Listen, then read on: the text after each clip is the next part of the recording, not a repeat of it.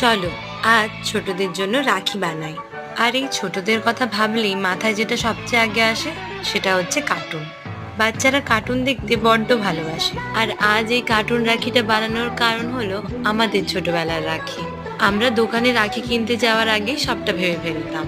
টিচারদের কেমন রাখি পরাবো, ভাই বোনেদের, বন্ধুদের, সবার জন্য আলাদা আলাদা। আর জানো তো, সবার জন্য ভাবতে ভাবতে নিজেদের জন্যও ভাবতাম যে এবারে রাখিতে আমায় কেউ কার্টুন রাখি পরাবে তো।